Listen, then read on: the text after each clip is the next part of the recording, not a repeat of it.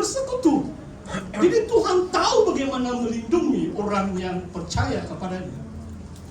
Tuhan kita jauh berkuasa daripada kuman-kuman yang ada di sini sana pada akhir zaman. Tuhan mampu itu sekadar iman kita lah kan. Banyak kali Yesus menyebut seturut dengan imanmu. Manusia kadang-kadang tiada iman kan, tidak percaya kuasa Tuhan. Sampai hari ini masih ada gereja di depan pintu mereka. Kalau ada simptom jangan masuk. Saya buat teguran yang keras di Tagenabung. Kalau masih ada gereja di kawasan Tagenabung, buka itu. Sebab kalau ada simptom kamu bawa, pasti akan doakan kamu. Saudara, maksud saya, jangan takut dengan penyakit. Tuhan Yesus adalah penyembuh. He is the divine healer. Waktu pandemik, saya terus terang dengan jemaah yang saya layani. Kalau pastor mati pun kamu bersuka cita, betul. Saya tidak takut COVID. Sebab saya cepat masuk surga, lebih bahagia. Ketawa mereka. Orang mau hidup lama-lama di dunia apa mau buat? Dalam melayani Tuhan kita mati pun kita bersuka cita. Itu adalah keuntungan mati dalam Kristus. Kalau kita hidup, kita melayani. Kita sungguh-sungguh di hadapan Tuhan. Saudara, yang terakhir dalam lokasi ini adalah Injil Matius, belum habis di khotbah pasti ini. Haleluya. Yesus tentang terang. Terang bagi bangsa-bangsa. Coba kamu baca, menjadi kemuliaan bagi umatnya Israel. Injil diberitakan kepada orang Yahudi. Kisah para Rasul beberapa kali. Paulus selaku rasul kepada bukan orang Yahudi pun dia sampaikan Injil kepada orang Yahudi. Yesus adalah orang Yahudi 4 kali. Keluarganya mentaati hukum Taurat, disunatlah, dipersembahkanlah 2 burung merpati melambangkan keluarga Yesus kaya atau miskin. Saudara tahu, keluarga Yesus miskin.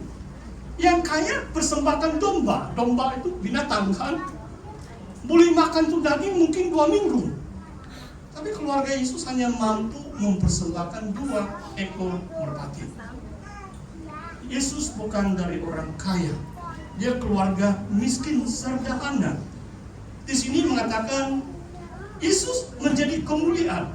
Saudara, kenapa saya mau tekankan kalimat yang kedua di sini, ayat 32? Sebab akhir-akhir ini, apalagi kita hidup di negara Malaysia, naratif dia, cerita dia adalah macam mau membenci Israel saja bahkan. Tahun lalu waktu Christmas saya di Kota Bulu, saya terkejut. Saya pikir saya di Timur Tengah. Beribu-ribu orang berarah.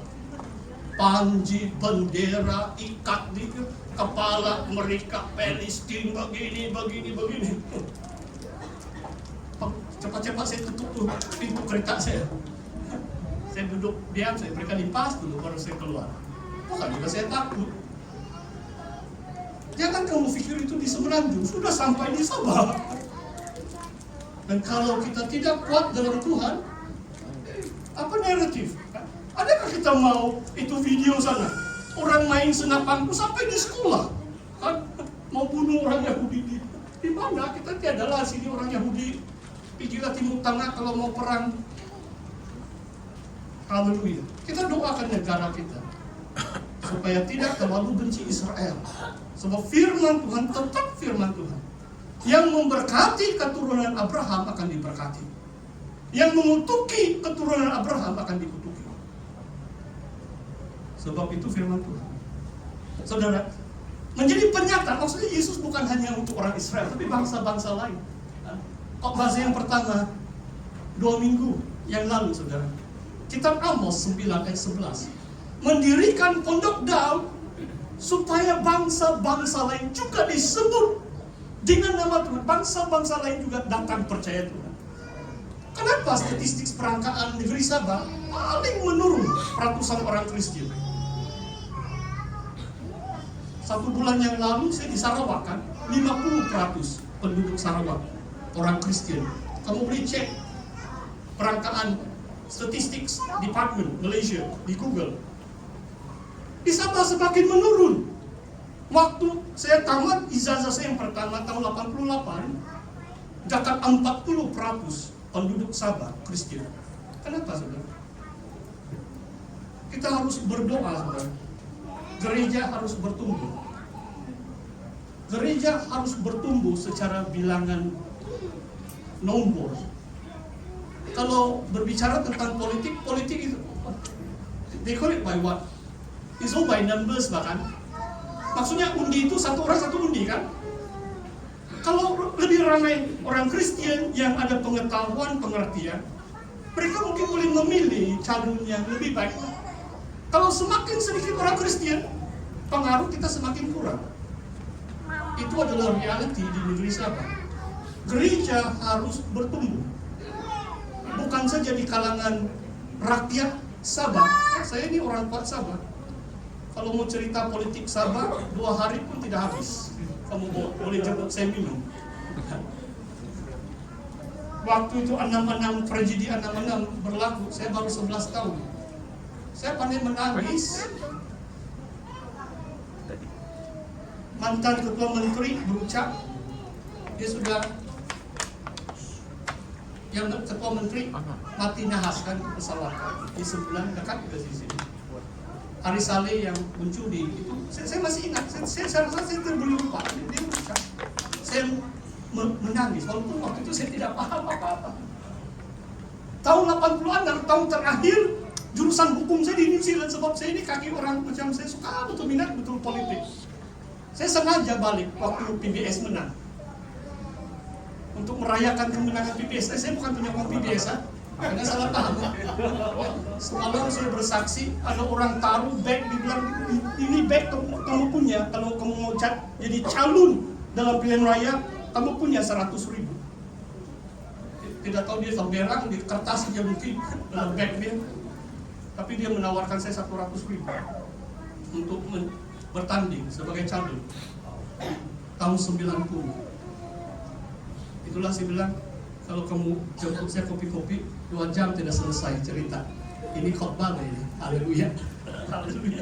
Saudara, marilah kita beritakan Injil kepada bangsa-bangsa lain. Semua bangsa dikasih itu. Di negeri Sabah khususnya. Bugis, Sulu, Indonesia, Filipina, banyak bangsa kan. Oke, saya mau bersaksi. Saya khotbah di Longyo. Longyo ini kampung kuat orang Lunda ya, Lumpawan. Ada segelintir saya orang Lulu. Kalau pelayanan pastor, sebab saya tidak begitu tahu, istri saya tahu itulah. Istri saya akan beritahu begini, ini dusun, ini budaya, ini murid. Saya tidak tahu. Semua kamu anak-anak Tuhan ini. Yang penting pastor mengasihi kamu lah kan. Bukan terlalu penting sangat ini latar belakang. Tapi di situ saya buat tangan, saya bilang mewakili suku-suku kamu maju ke depan. Saya pikir paling-paling 3-4 suku lah. Timbalan presiden ada, dia dengar saya khotbah 4 kali dia maju depan. Kalau saya bilang sama timbalan presiden, Reverend, kamu suku Lundaya kan? Tidak, pastor Lumbawang. Luar biasa. Kamu mengerti lah kan? Haleluya. Ya. Kamu tahu berapa orang maju depan? 10. Ada beberapa suku Sarawak, Indonesia pun beberapa suku maju ke depan. Ada Tauraja di Longyo. Saya takjub di Longyo pedalaman. Saya pikir 3-4 suku lah mungkin ada. Dan saya pun turun juga, saya mewakili bangsa Cina lah itu. Sebab tidak ramai bangsa Cina di kalangan kita. Kamu jagalah pastor kamu baik-baik. Kurang gak ini? Aktif dari bangsa Cina. Haleluya. Saya sangat bersuka cita menjadi pastor kamu di sini. Kalau ada masalah silap, kamu beri teguran sama penetua-penetua, beri teguran supaya kita terus bersatu. Kita membangun gereja Tuhan. Saudara, ada lagi Injil Matius. Mari kita lihat dalam Injil Matius. Bab yang kedua. Mari kita lihat. Saya mau baca Injil Matius, ini kelahiran Yesus kan. Bab 2 ayat 1. Sesudah Yesus dilahirkan di Bethlehem di tanah Yudea pada zaman Raja Herodes. Injil Matius bab yang kedua ayat 1. Datanglah orang-orang Majus dari timur ke Yerusalem dan bertanya-tanya, di manakah dia, raja orang Yahudi yang baru dilahirkan itu? Kami telah melihat bintangnya di timur, kami datang untuk menyembah dia. Ketika Raja Herodes mendengar hal itu, terkejutlah ia beserta seluruh Yerusalem. Maka dikumpulkannya semua imam kepala ahli Taurat bangsa Yahudi